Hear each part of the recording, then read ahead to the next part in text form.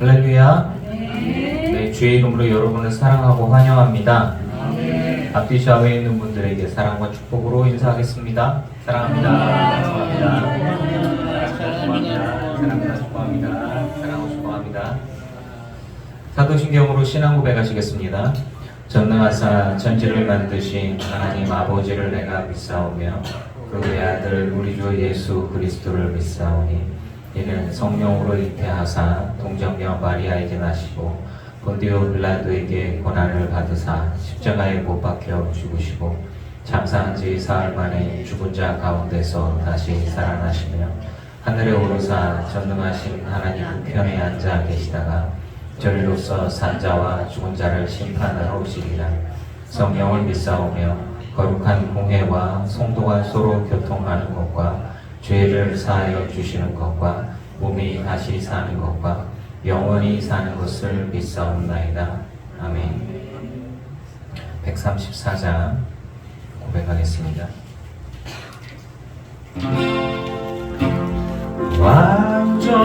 완전하신 나의 주 우리의 길고 날 인도하소서.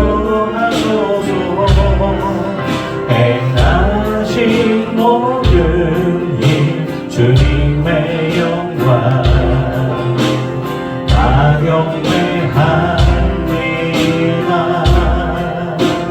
예배합니다. 찬양합니다. 주님만 날 다스리소서. 예배합니다. 찬양합니다. 주님 홀로 높임 받으소서.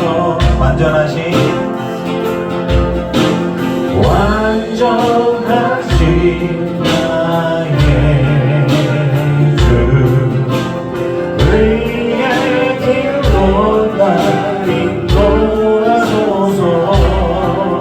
행하신 모든 일 주님의 영광 나 경배합니다.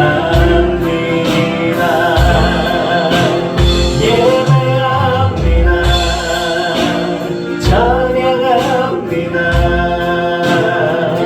주님만 날 다스리소서. 예배합니다. 찬양합니다.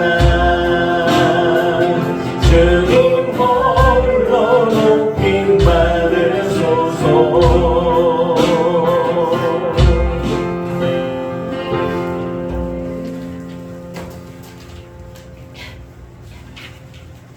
138장 우리는 주의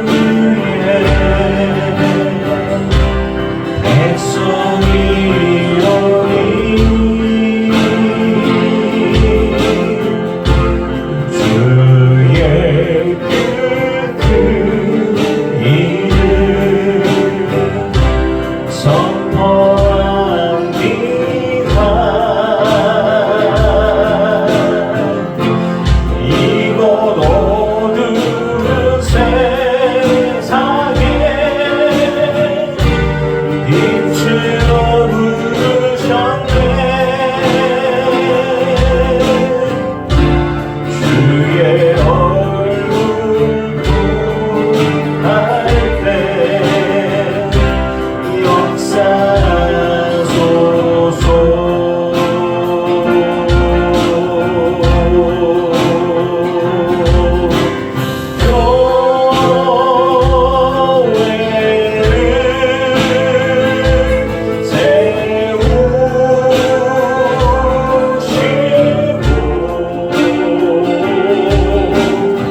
이 땅 고쳐주소서.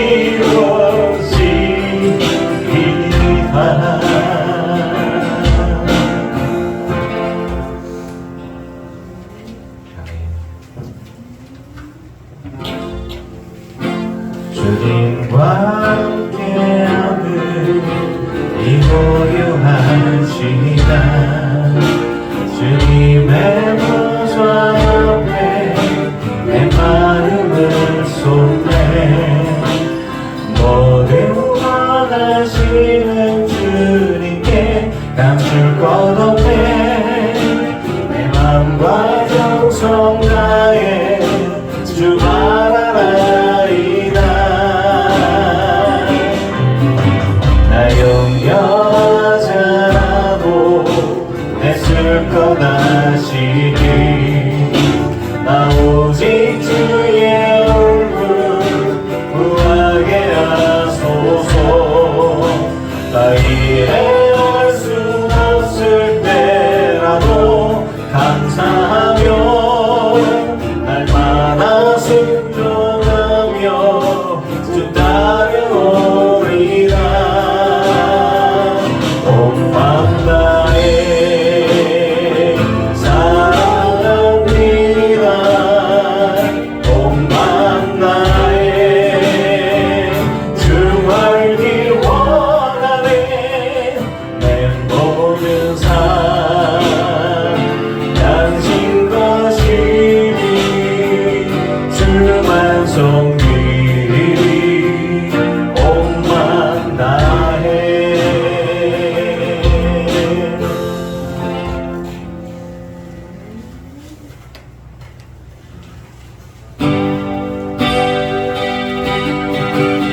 나는 하나님을 예배하는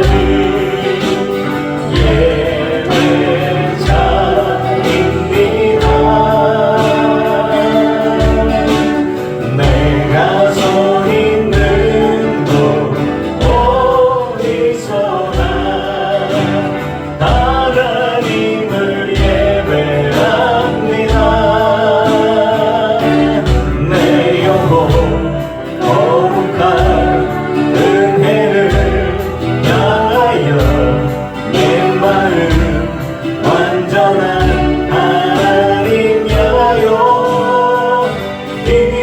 이곳에서 바로 이 시간 하나님을 예배합니다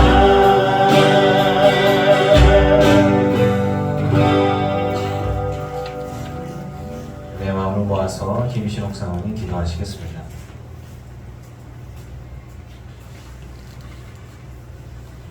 사랑의 하나님, 늘 기쁜 교회 믿음의 식구들을 이 시간 한 자리에 모여 예배하게 하심을 감사드리며 찬양과 영광을 올려드립니다. 한 해 동안 이른 비와 늦은 비를 내려 우리들을 돌봐주시고 우리의 삶 가운데 여러 가지 어려움 속에서도 저희를 붙들어 주시며 하나님의 사랑으로 인도해 주심을 감사드립니다.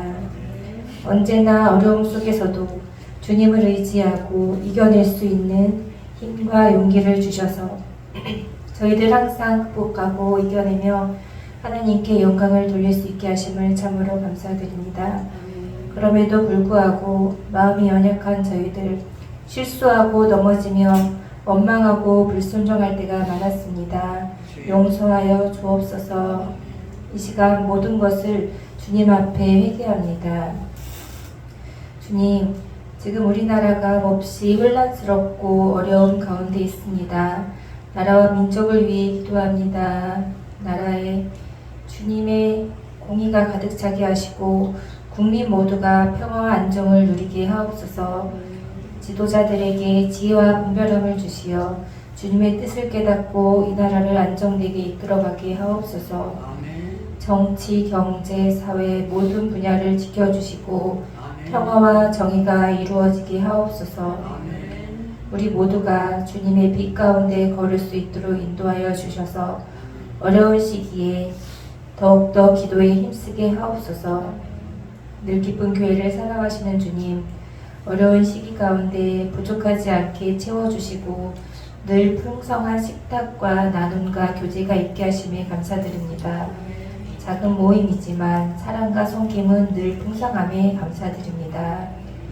늘 기쁜 교회 모든 성도님들의 건강과 안전을 늘 지켜주시길 간절히 기도드리며 특별히 질병으로 고통스러워하고 계시는 우리 강영기 권사님과 신지 집사님을 주님 치료하여 주시고 회복시켜 주시기를 기도합니다.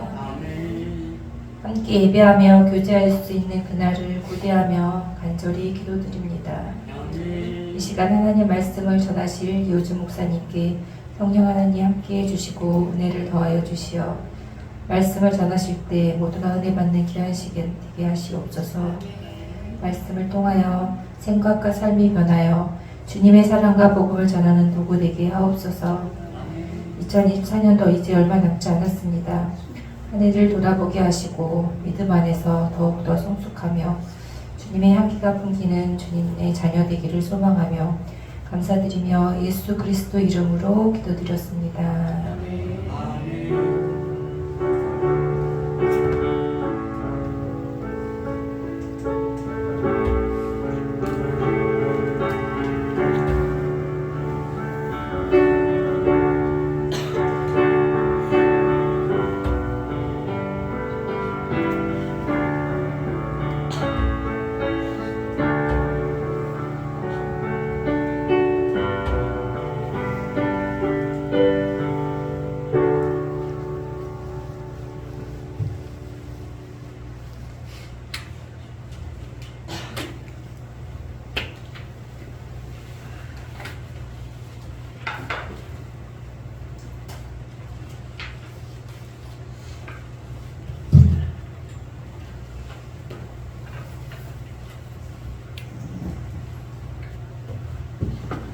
할렐루야. 네. 주의 이름으로 여러분을 사랑하고 축복합니다.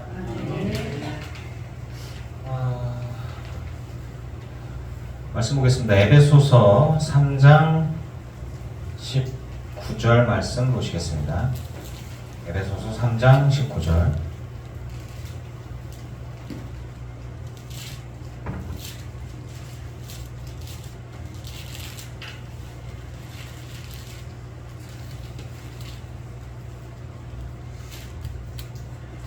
자, 한 목소리로 같이 봉독합니다. 시작. 그 넓이와 길이와 높이와 깊이가 어떠함을 깨달아 하나님의 모든 충만하신 것으로 너희에게 충만하게 하시기를 구하노라. 아멘.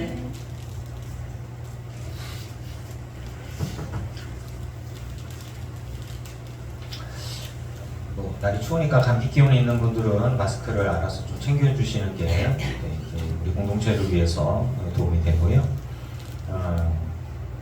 그리고 보시면은 이제 성경을 먼저 좀 찾아서 이렇게 좀 해놓으세요. 시작하면서 이렇게 찾으면 좀 늦으니까 그런 부분들 해주시고 조금만 더 시간을 좀 챙겨주시고 그래주시면 좋겠어요.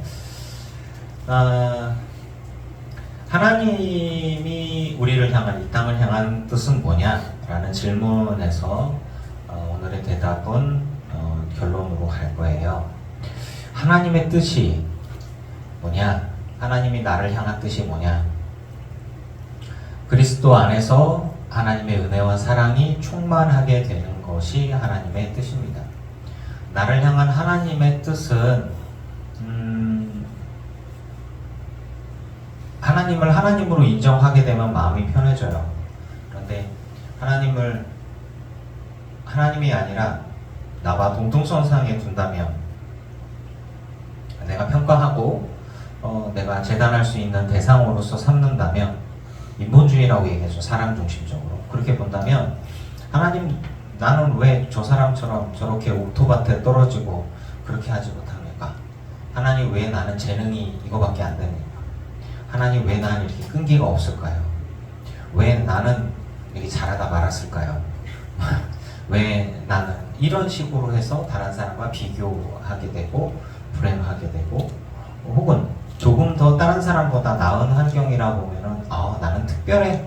하나님의 특별한 사랑을 입었어 라고 생각할 수도 있는 거죠.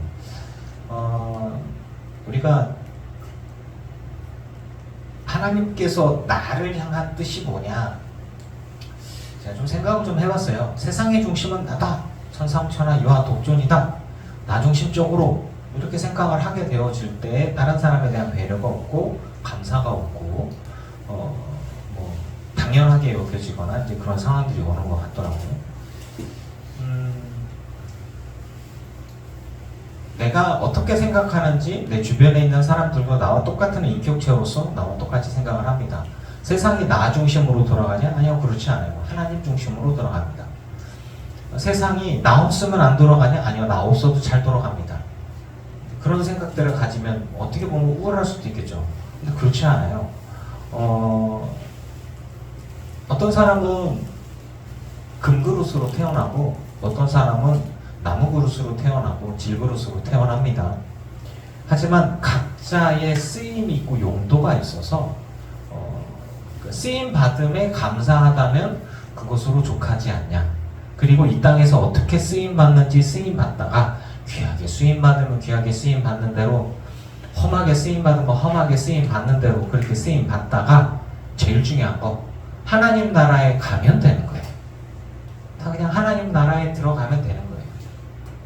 이 땅 가운데 왕처럼 살다가 하나님 나라에 가든, 이 땅에서 노예로 살다가 하나님 나라에 가든, 하나님 나라는 눈물과 슬픔이 없고 질병이 없고 죽음이 없고 고통이 없고 행복하고 감사가 있지 않을까. 그렇다면 잠깐 있다가 가는 삶인데, 내가 이 땅에 태어나고 하는 것, 어떤 가문에 어떤 집안에 태어나고 하는 것, 어떤 부모 밑에 태어나고 하는 것, 어떤 환경 속에, 어떤 나라와 어느 민족 속에, 어떤 시대에 태어나는 건 우리가 선택할 수는 없습니다. 하지만 내가 하나님을 믿고 하나님과 동행하는 삶을 살아가느냐 아니냐는 내가 선택할 수 있는 거예요. 하나님 말씀에 순종하면서 살아가느냐 그렇지 않느냐는 내가 선택할 수 있는 거예요. 그렇기 때문에 하나님의 심판은 정의롭습니다. 하나님의 뜻은요, 표현이 참 그래요. 씨앗입니다. 그냥 우리들의 영혼들이 하나님 나라의 씨앗이라면 이렇게 아주 원시적으로 씨앗을, 영혼을 쭉 뿌립니다. 뿌리다가 쭉 던지다 보니까 게르케고르가 세상에 던져진 존재다 라고 했던 것처럼 쭉 하고 뿌렸는데 옥토밭에 툭 떨어지면은 거름도 있고 햇볕도 좋고 돌도 없고, 근데 툭 하고 한데 팅팅 튕겨서 길바닥에 뚝 떨어졌네. 조금 있다가 이제 생명이 끝나는 거죠. 툭 하고 떨어졌는데 돌 사이에 아주 척박한 흙 조금 있고 영양분도 거의 없는데 그런 데에 탁 씨가 들어갔어. 아, 하나님 왜 나를 특별히 미워해서? 그런 거 아니에요. 그냥 하나님이 이 땅에 던져놓은 거예요. 그래서 거기에서 싹이 나고 그냥 비가 오면 그 물 조금 먹어가지고 어떻게든 살려고 뿌리를 내리려고 해도 돌 틈에서 내려갈 수도 없고, 햇볕을 받으려고 해도 햇볕이 이렇게 조금씩 그늘죠. 그냥 비리비리하게 하고 나오는데 그냥 어떻게든 해갖고 막 크지도 않고 조그맣게 해서 꽃을 살짝 피웠어. 그리고 죽었어요. 그러면 자기 할 일 다 한 거예요.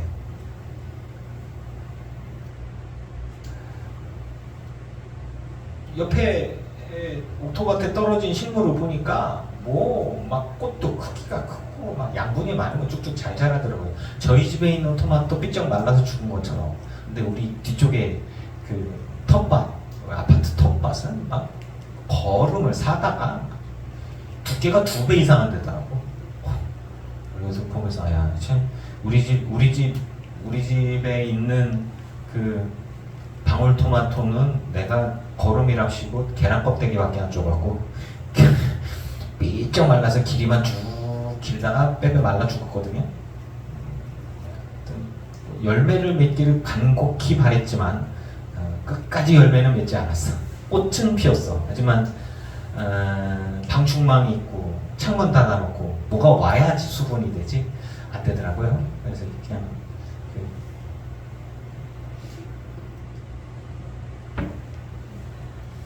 이 세상의 중심이 나라면 세상을 저주하는 마음이 들 수도 있고요. 다른 사람과 비교하는 마음이 있다면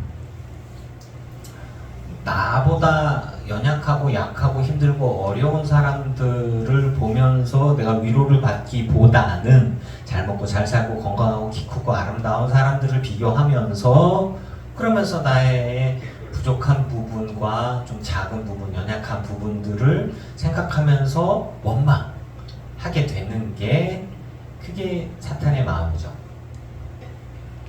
저만 그런 거 아니잖아요. 그런 유혹을 받을 수 있는 거죠.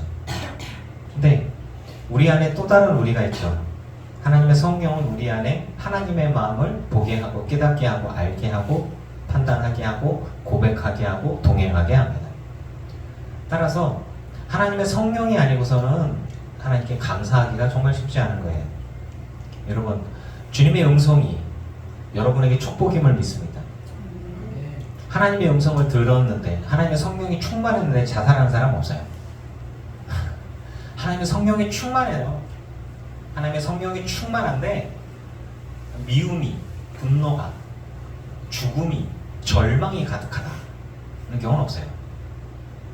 사탄이, 악한 영이 그 사람한테 충만하면 우울증이 오고 잠도 못 자고 미움이 가득하고 분노가 가득하고 자기 파괴와 남도 파괴하고 그리고 같이 멸망하는 거 그런 거예요. 알코올 중독을 하면서도 마찬가지고 질병을 보면서도 마찬가지예요. 하나님은 빛이시고 하나님은 생명이시고 빛이 없고 생명이 없는 곳에 어둠이 있고 미움이 있고 절망이 있고 죽음이 있더라 그런 것이죠. 우리는 하나님 없이는 살 수 없습니다. 하나님이 계셔야만 돼요. 하나님께서 공급하시는 은혜와 빛으로 그 생명으로 영원한 생명을 누리는 자가 되어야 합니다. 그게 아버지의 뜻이에요. 모든 사람들에게 동일한 조건에서 출발하지 않습니다. 그래도 저는 대한민국이라는 나라에 태어난 것에 감사합니다. 대한민국 땅에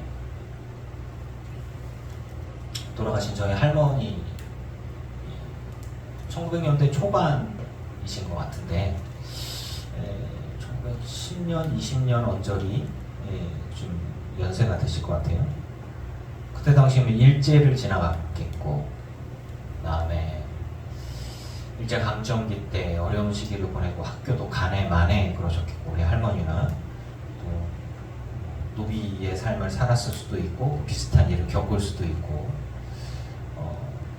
전쟁을 겪고 6.25 전쟁을 겪고 죽음이 왔다 갔다 하고 옆에서 사람들이 가족들이 죽고 총 맞아 죽고 피 흘리고 그리고 동네 사람들 가운데에 이데올로기로 통해서 친구였던 사람이 빨간 완장차고 와갖고 친구를 죽이는 모습 인민재판이라고 하는 거를 봤겠고 또 다시 또 밀고 올라가서 친구를 총살시키는 경우도 봤을 수 있겠고 남들이 먹다 버린 거 주워다가니 꿀꿀이 죽이라고 부대찌개 먹는 것도 경험했겠고 불쌍하게 살아간다고 본 적도 없는 얼굴 허연 미군들한테서 초콜릿 김미 초콜릿 하면서 차 뒤에 쫓아다니면서 그거 초콜릿 던져주면 좋아하라고 뛰어다니는 시기도 있었겠고 되게 힘들었죠. 그때도 굶어 죽는 사람도 상당히 많았습니다. 질병 때문에 죽는 사람도 상당히 많았고 그런 걸로 따지면 저는 아주 어렸을 때 되게 가난했어요. 그런데 그래도 굶어 죽을 일은 없었던 것 같아요. 전쟁통에 뭐 누가 죽고 막 죽이고 뭐 이런 거 제가 90년대 학번인데 제가 10년만 더 젊어서 80년대 학번이었으면 제가 어떻게 됐을지 몰라요. 왜냐면 저 때 열심히 데모를 했지만 80년대에 데모를 했으면 살았을지 죽었을지 모르는 사람들이 있었어요. 네, 조용히 본인은 하는 사람한테 끌려가가지고 보이지 않는 곳에서 고문당하고 그럴 수도 있죠. 저 군대 갔을 때는 구타가 없었어요. 저는 구타를 방지하자라고 강의도 한 사람이에요. 군대 가서 신학교 출신이라니까 너 이리 와. 너 웅변대회 해봐. 에? 한번 안 해봤는데요? 하나만 해? 예, 알겠습니다. 그래서 이렇게 열심히 했죠. 그랬더니 나중에 조용히 이렇게 야 웅변하라고 했더니 설교를 하고 앉아있냐? 근데 하던 게 그건데 하여튼 그랬어요. 그래가지고 폭력을 보이는 곳에서는 두둑에 맞은 적이 없어요. 보이지 않는 곳에서 암암리에 뭐 이런 모습이었죠. 군대 가다 그렇습니다. 지금은 좀 많이 안 그렇다고 그러죠. 제가 교회를 이제 군대에서 교회를 부대 창단 이내로 일주일에 3번씩 가는 미친놈이었기 때문에 그것도 감사하죠. 그리고 그렇게 하다 보니까 부대 내에서 악습이던 줄바따가 있었어요. 줄바따가 있는데 나는 빼더라고. 나는 기무부대 그 사령관하고도 친하지. 소령, 중령 이 사람들하고 같이 성가대에서 같이 이렇게 같이 친하지. 그리고 하여튼 끝발 있는 사람들하고 다 친하지. 뭐 다 가깝게 지내고 맨날 그쪽 사령관, 우리 부대장보다 더 높은 끝발이 있는 사람하고 장로님 그러면서 이렇게 성가대 옷 입혀주고 맨날 같이 라면 삶아 먹거나 이렇기 때문에 저는 안 건드리더라고요. 나중에 어느 순간 보니까 부대가 이상해. 분위기가 너 빼고 다 오면서 어디 간다고 봤더니 창고 뒤쪽에서 줄바따 맞고 있더라고. 이렇게 몇 번 9번 병장 쭉쫙 빡빡빡빡 그 다음에 상병 쫙쫙 빡빡빡빡 저는 못 가게 하더라고. 나중에 보니까 다 날 미워하더라고. 왜? 나만 안 맞았으니까. 교회 가서 너도 맞아야 되는데. 아마 제가 한 10년만 더 일찍 했으면은 저 성격상 아마 어떻게 됐을지 모르죠. 목회를 하면서 이제 뭐 많은 일들이 있고 많은 사람들을 만나고 하는데 제가 목회 임지들을 막 이렇게 옮기고 그때 기도하면서 이렇게 했죠. 지금 여기 와서 여러분과 함께 10년 넘게 이제 목회하고 제 목회가 뭐 그렇게 많진 않아요. 한 20년 목회하는 것 중에 여기가 또 13년째 뭐 이렇게 되니까 여기가 제일 길어. 네. 뭐 계속 이렇게 가고 있고 감사합니다. 친구 녀석들 감신 입학 30년이라고 해서 또 학교에다가 1,000만 원 뭐 이렇게 장학금 하고 뭐 진짜 다 어려운데 애들 모여갖고 뭐 이렇게 그동안 어떻게 사냐. 그래서 아유 너 이렇게 뚱땡이가 됐냐 뭐 이러면서 이제 서로 이렇게 인증샷 보내고 이렇게 서로 그랬어요.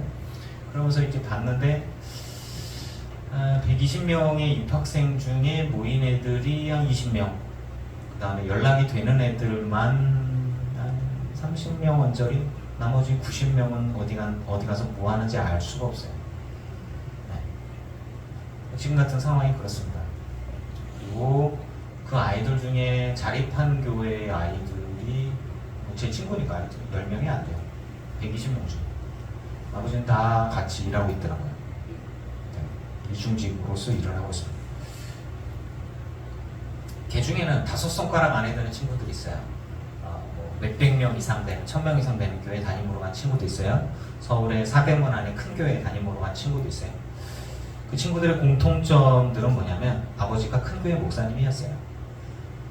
그리고 장로님 아들, 딸, 저희 학교의 반 이상이지 그렇죠. 저는 권사 아들 이렇게 그런 거고.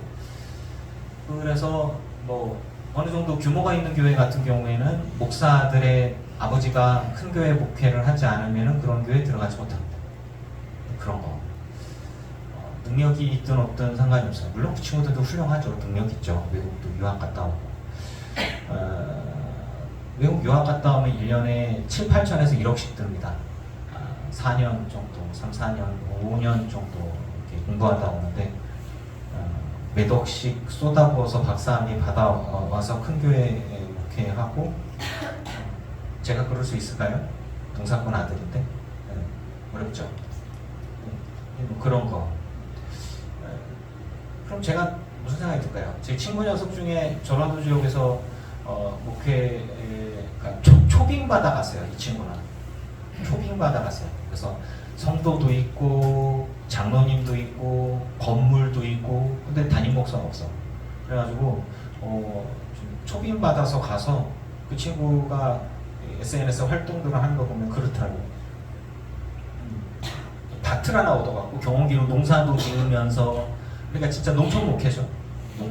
농목협에 있어갖고 농사도 지으면서 목회도 하면서 성도들하고 이렇게 나누면서 되게 제가 보기에는 그 농목협이죠. 농촌 목회자 협의회에 아주 딱 맞는 목사가 가을이면은 이렇게 밀짚 모자 쓰고 수학하러 다니고 이렇게 모내기 하고 인증샷 보내고 참이라고 사람들하고 이렇게 식사하고 그러면서 전도하고 얼마나 분위기 좋아요, 그렇죠? 그래요? 분위기 좋잖아요. 이번에 조기 은퇴한대요, 그 친구가. 그 친구들이 다, 야, 네가 조기 은퇴하면 어떡하냐? 그랬더니, 자기 아내랑 한참을 생각을 했대. 그러면서 또 다른 인생의 계획을 세우고 있다. 그러니까 친구들이 5명인가 6명인가, 거기 모인 애들이 20명이니까 저희 카톡방에 들어와 있는 친구들이 120명 중에 70명 정도가 있어요. 나머지는 뭐 하는지 알 수가 없어. 50명 이상은 뭐 하는지 연락도 안 되는데, 그나마 대화방에 120명 중에 70명이 모였는데, 그 중에 이제 모여서, 그러니까 저 전라도 경상도에 있는 애들은 송도에서 모이니까 못 간 거예요. 못 갔는데 그래도 온 친구들도 있고, 그 친구 녀석들 중에 친구가 올해 29일자로 은퇴하고 나는 또 다른 삶을 살아간다. 그래도 목사가 아니더라도 하나님의 백성으로서의 삶을 살아갈 거다. 그러니까 친구들이 막 응원을 하는 거예요, 이렇게. 그런데 응원만이 아니라, 야, 밥 한 번 먹자, 얼굴 좀 보자, 그러면서 막 얘기하니 그 뒤에 5, 6명 정도가 줄짝짝, 어이씨, 선수를 빼앗겼어, 어떡하지? 그랬더니, 이거 어떡하냐, 나도 하려고 그랬는데, 야, 씨, 네가 먼저 하면 어떡하니? 이러면서 출근을 해서, 이것들이 지금 목회에 준회원을 허입하고서 20년이 지나면 조기 은퇴가 가능하게 됐고, 70세 은퇴인데 65세가 넘어가면 조기 은퇴 받아요. 제가 이제 50이니까 이제 30살 전에 이제 목회 준회원 허입한 친구들은 이제 50이면 이제부터 이제 20년이 딱 채워지니까 조기 은퇴가 가능하거든요. 연금은 이제 70부터 나오는 거예요. 그러니까 지금 제 나이 때 은퇴하면 20년 뒤에 이제 연금을 받는 거예요. 그거 뭐 몇십만 원 나올는가 모르겠어요. 아무튼 그런 상황들인데, 저는 생각들을 해봐요. 저는 SNS나 이런 걸 잘 안 해요. 그러니까 뭐 이렇게 막 내가 어떻게 사는지 뭐 하는지 이런 거 잘 안 하는데, 제가 여러분들께 얘기했잖아요. 그러니까 이제 저랑 같이 공부하던 친구들이나 뭐 하던 친구들이나 대학교 1학년, 2학년 언저리 때 저랑 같이 공부하던 애 중에 하나가 아직도 생각이 나요. 뭐 했냐? 그랬더니 재수했어. 그러냐? 그랬더니 어떻게? 그랬더니 나 연대.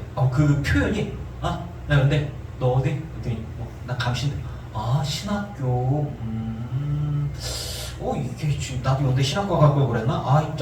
열받네? 그러면서 이제 그런 거. 그런데 어느 순간 이렇게 나와서 보니까 아무것도 아니에요. 왜냐면 감리교 목회하면 감시는 나. 뭐 이게 지금 이런 게 있거든요.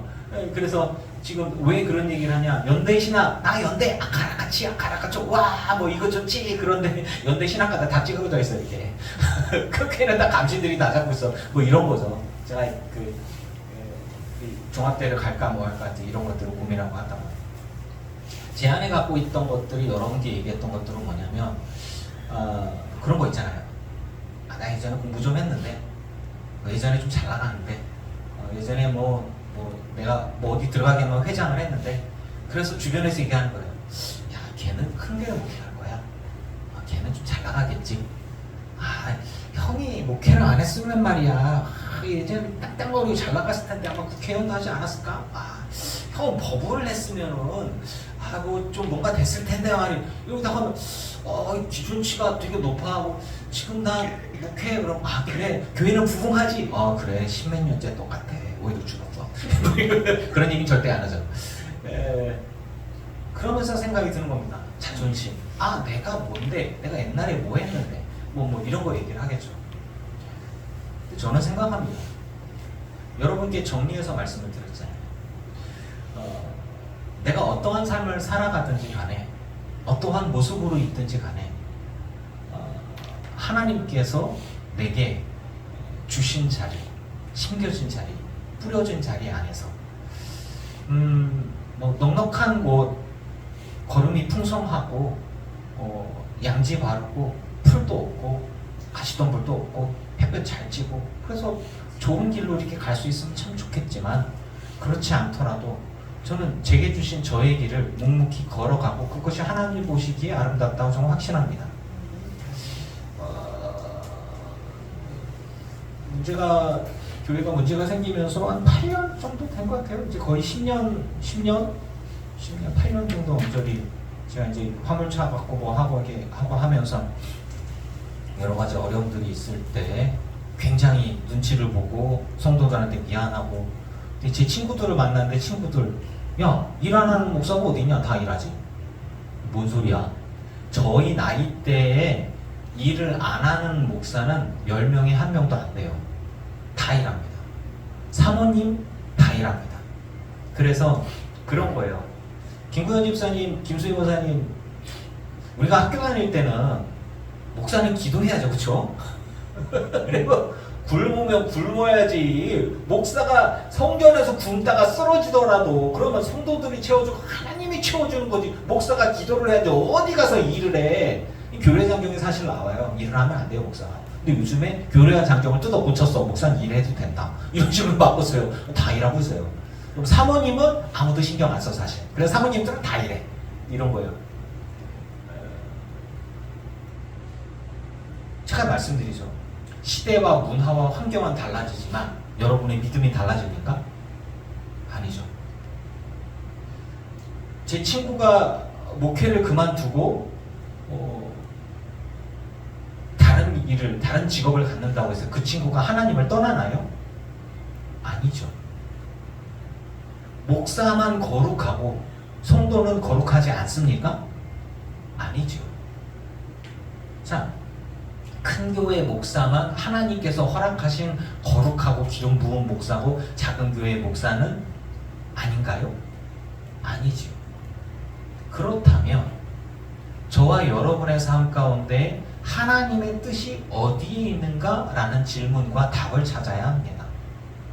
목회를 하든 목회를 하지 않든, 부유하든 부유하지 않든, 이 세상 속에서 잘 나가든 잘 나가지 않든, 규모 있는 회사를 운영하든 작은 구멍가게를 하든 상관이 없이 하나님 보시기에 하나님 마음에 흡족한 자로서 각자의 자리에서 꽃을 피운다면, 열매를 맺는다면 그것이 가치가 있고 하나님 보시기에 아름다운 의미 있는 하나님 뜻에 합당한 인생임을 믿습니다.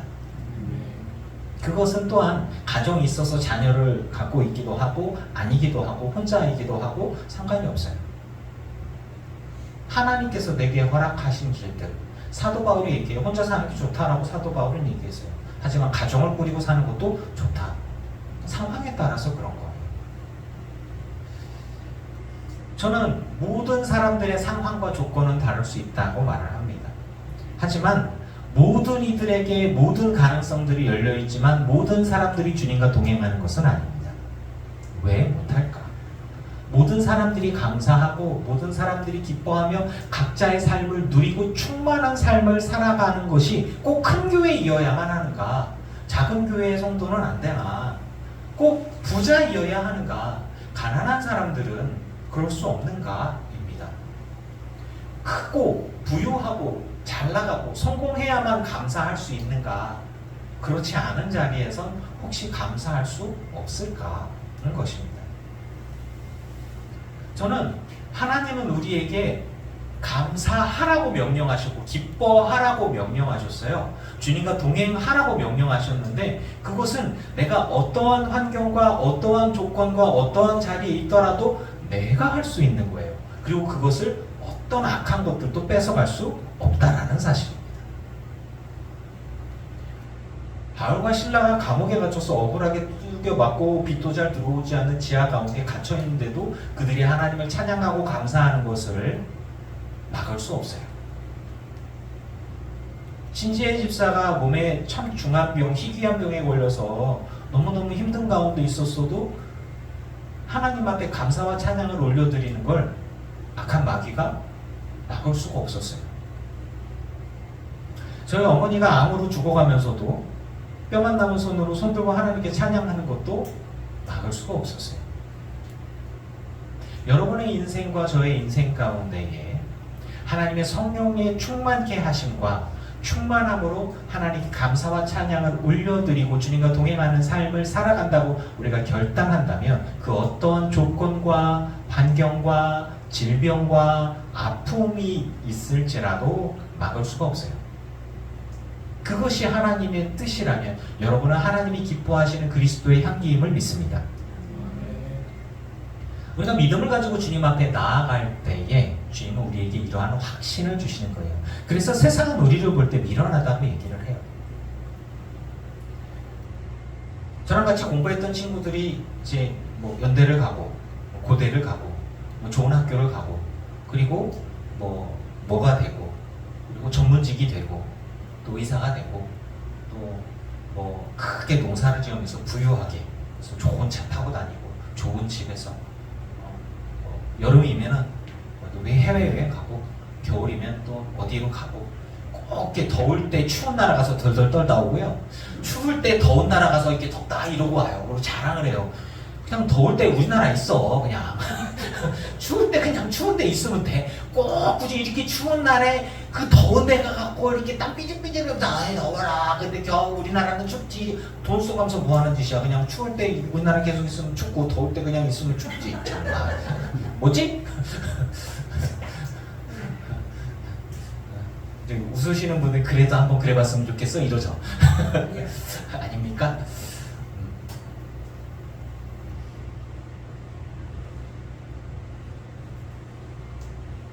저와 여러분 사이에서 있을 수 있는 감사의 출발이 만약에 다른 사람보다 여러분이 저희 가족들 잘 쓰는 말 넘덜보기에 뭐 이런 거 넘덜과 비교해서 뭐 이런 거 그거 아버지가 쓰시고.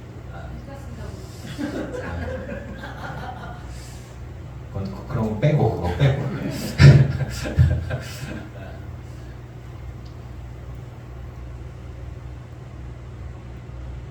다른 사람과 비교하지 않는다면 설교를 잘 듣고 있는 것 같고 자 믿음을 가지고 주님 앞에 나아가면 주님은 우리에게 온전한 확신을 주십니다.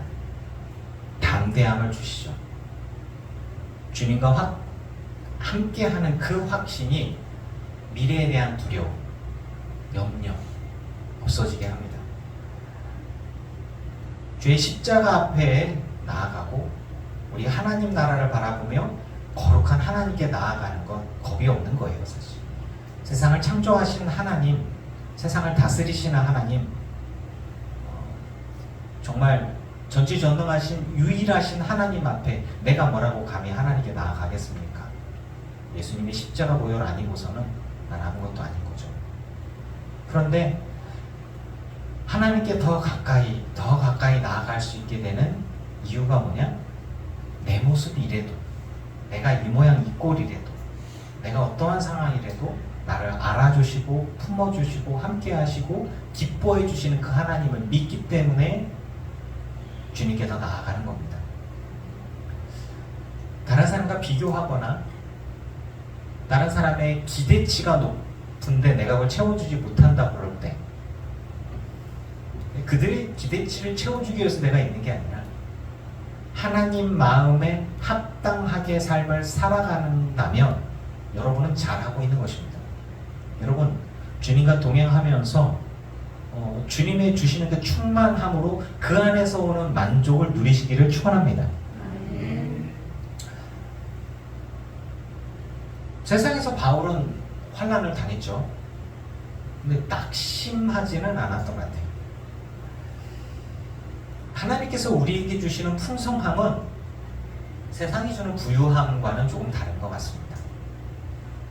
여러분 마음이 부유하고 마음이 풍성해지고 염려와 걱정과 미움이 없이 매 순간 만족할 수 있는 삶이기를 매 순간 감사, 진짜 범사의 감사가요. 매 순간 어떠한 상황 속에서도 감사할 수 있는 감사가 있기를 축복합니다. 아멘. 근데 되게 어려운 거예요. 뭐냐면 부족한 게 보이거든요. 우리 요만큼밖에 없네 하고 요만큼 10이나 있어 감사해라 하고 큰 차이예요. 여기서 출발하는 거예요. 내가 감사하는 건데 누가 주지를 않아요. 사람들이 얘기합니다. 효연아 이거밖에 없잖아. 어떡할 거야. 너 정도면 이만큼 꽉 채워놓고도 넘칠 것 같은데 또 이거밖에 안 돼. 아이고 찌찌찌찌 하면서 지나가면 확 열받죠. 근데 나 이것도 감사해. 하나님 주신 건데. 사람들이 나를 자꾸 흔드는 거에 여러분의 영혼이 흔들리지 않기를 축복합니다. 만평에 나오니까 우리나라 사람들에 대한 이야기가 남자분, 여자분, 부부가 노새 하나를 끌고 가고 있는데 사람들이 어떤 시각으로 사람을 평가하는지 이게 4장짜리가 나왔던 것 같아요. 여자분이 타고 가니까 남자는 걸어가고 막 여자가 말이야 뭐 이러면서 막 욕해.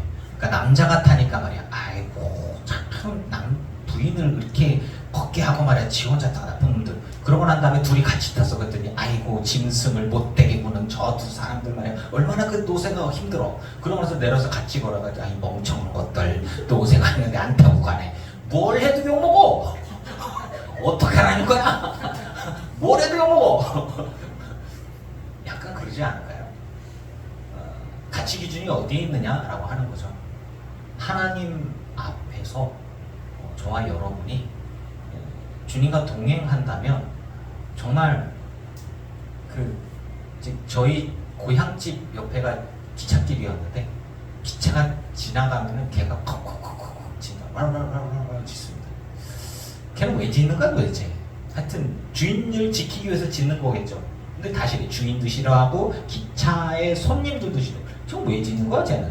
왈왈왈왈왈 뭐 이렇게 뭔가 이유가 있겠지만 그래도 기차가 멈추진 않잖아요.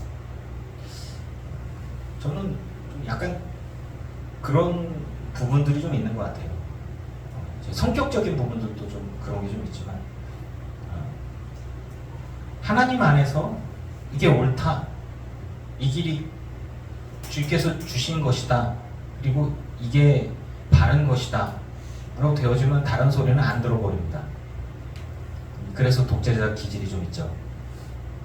딴 얘기도 좀 들어있다는데 신앙과 믿음에 있어서 여러분 하나님의 음성을 듣고 주님과 동행하며 여러분들을 흔드는 그 어떤 유혹의 소리나 여러분의 마음을 힘들게 하는 그 어떤 소리도 상관없이 여러분 안에서 나오는 온전한 감사와 풍성함을 누릴 수 있기를 축원합니다.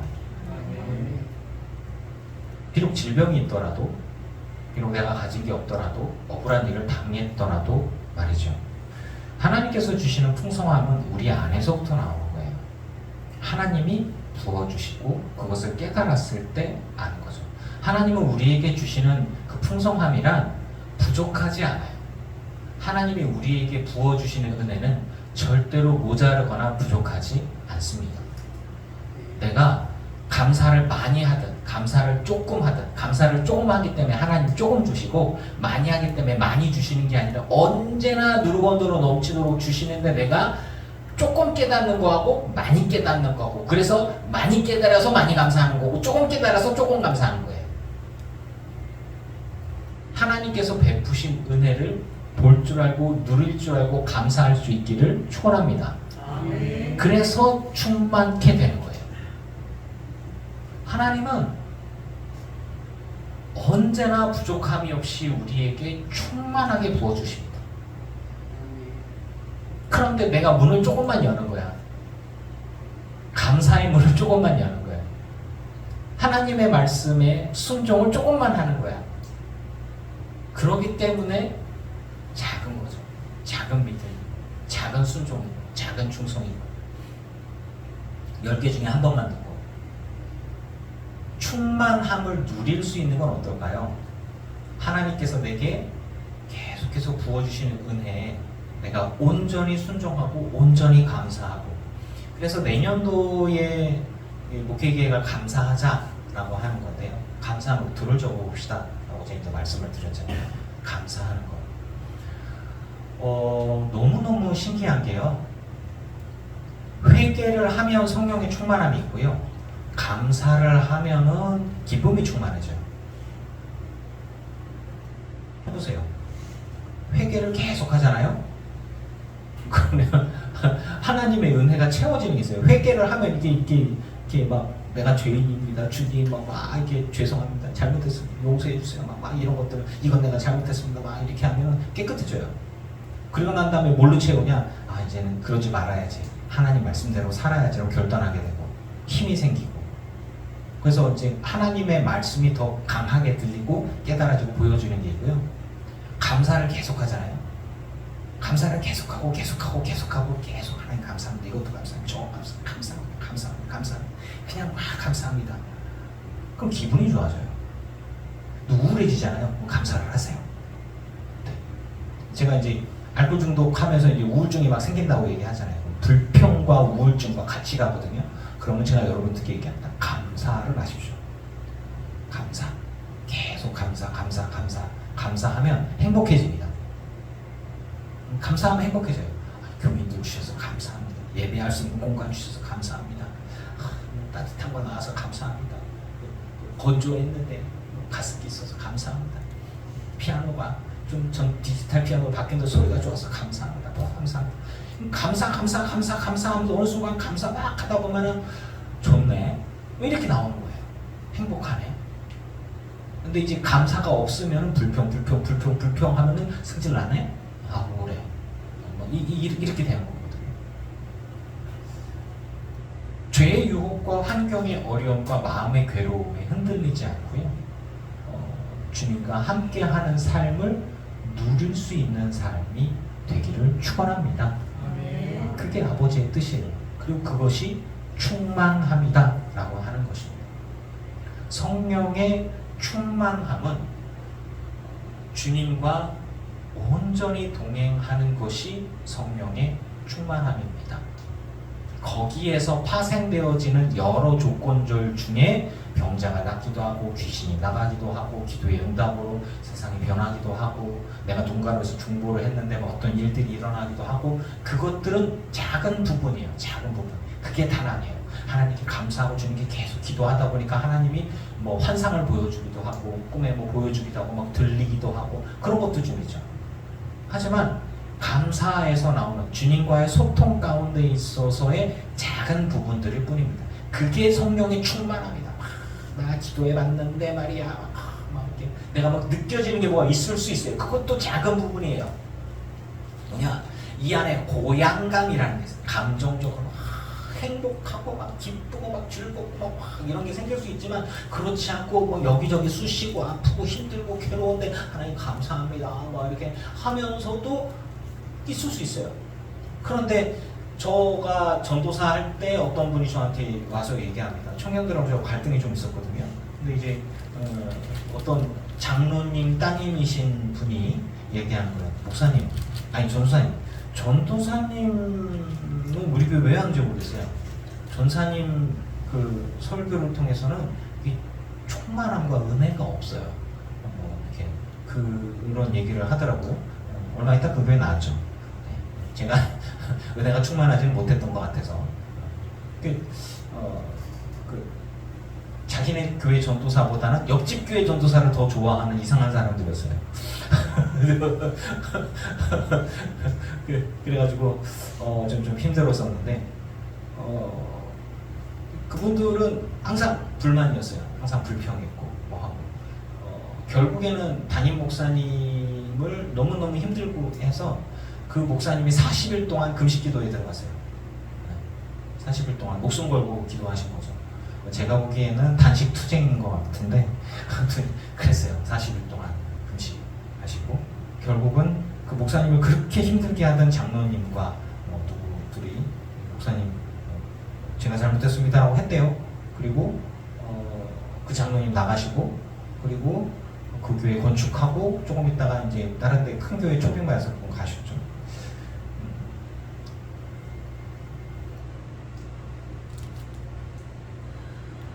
하나님이 우리를 통해서 일하기를 원하신다. 나를 통해서 하나님의 일을 하기를 원하신다. 그것이 꼭 왕이어야 하고 대통령이어야 하고 국회의원이어야 하고 큰 교회이어야 하고 큰 자리이어야 하고 뭐 수십억 대 수백억 대 몇억 대 뭐 이런 거 꼭 그렇게 쓰임받는 자만이 하나님의 충만한 은혜가 충만한 사람이라고 볼 수는 없습니다. 내가 부족하고 연약하지만 하나님과 동행하며 충만한 사람입니다. 제가 이게 말씀 나눔을 정리하면서 우리를 향한 하나님의 뜻이 무엇이냐 누군가가 묻는다면 저는 말씀을 따라 이렇게 말씀을 드리겠습니다. 하나님은 성령으로 우리의 속사람을 강건하게 하시고 믿음으로 그리스도와 함께 동행하게 하며 그리스도의 사랑이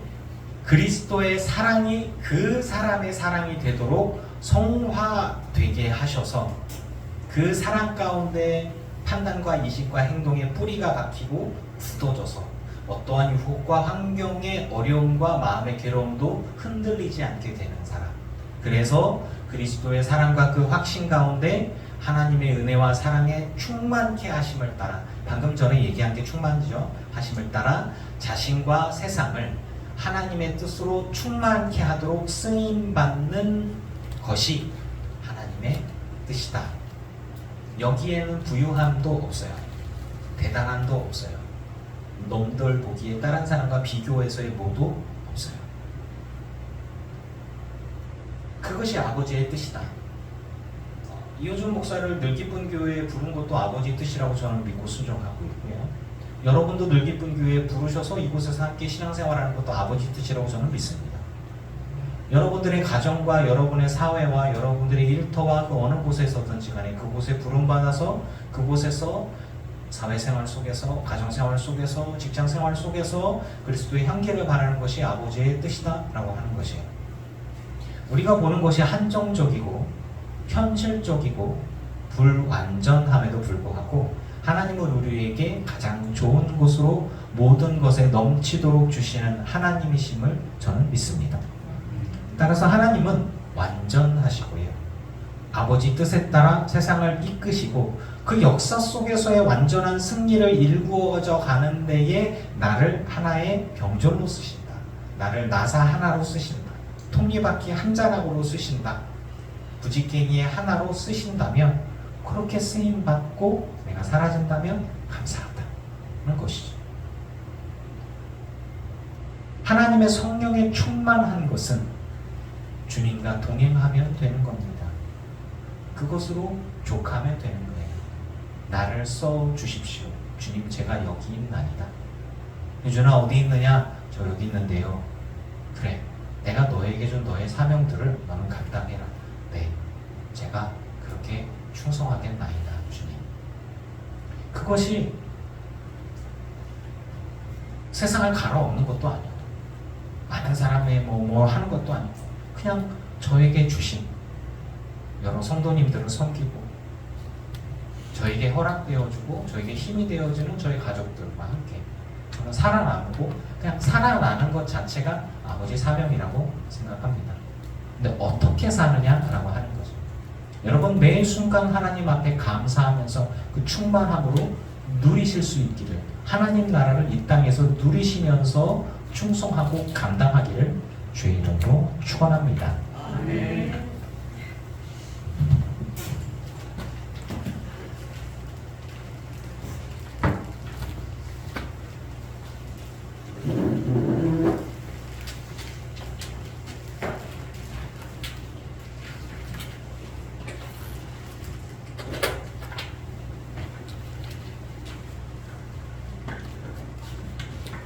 완전하신 나이죠.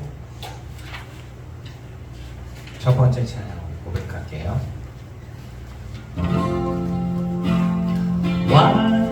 완전하신 나의 주, 우리의 기도나 인도하소서.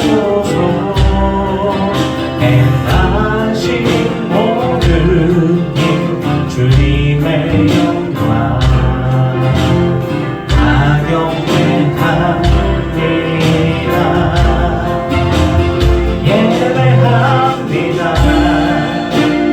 찬양합니다.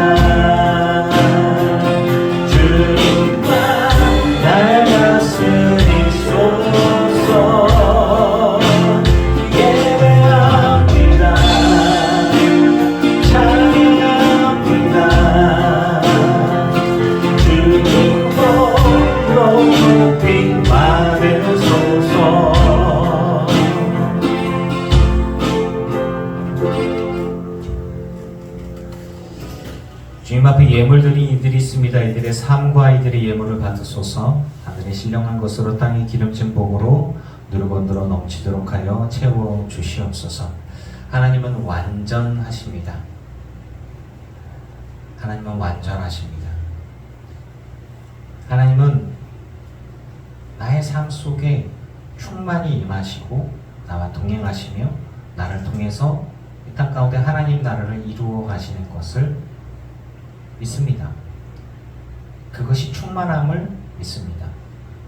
내가 환상을 보지 않아도, 내가 방언을 통역할 줄을 몰라도, 내가 병 고치는 능력과 은사가 없어도 하나님은 내게 충만히 임하심을 믿습니다.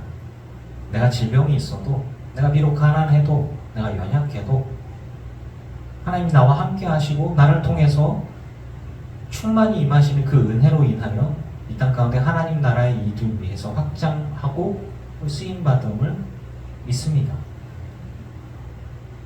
우리 모두 가운데에 하나님 충만히 임하셔서 우리를 써 주시옵소서. 매 순간 주님과 동행하며 누릴 수 있기를 원하나이다. 세상의 그 어떤 것으로도 나의 감사, 나의 찬양, 나의 믿음을 뺏을 수 없습니다. 어떠한 유혹과 환경의 어려움과 마음의 괴로움에도 흔들리지 않는 주님과 동행하여 충만함으로 감사와 감격 가운데 생명이 흘러넘치는 우리 모두가 되게 하여 주시옵소서. 우리 마음 가운데 있는 모든 어두움을 제하여 주시고 모든 연약함을 채워주시고 풍성한 가운데 감사와 감격으로 나를 통해 이루어 가실 하나님 나라를 믿으며 그 확신 가운데 서는 우리 모두가 되게 하여 주시옵소서. 예수님의 이름으로 기도합니다. 아멘. 이제는 우리 주 예수 그리스도의 크신 은혜와 성부 하나님의 지극하신 사랑하심과 성령님의 충만케 하시고 승리하게 하신 은혜가 예배하는 느낌분교회 성도들과 오지 못한 이들과 온라인으로 예배하는 이들과 모든 이들의 가정과 가문과 자손과 인도 위에 이제로부터 영원토록 함께 하시기를 간절히 축원하옵나이다.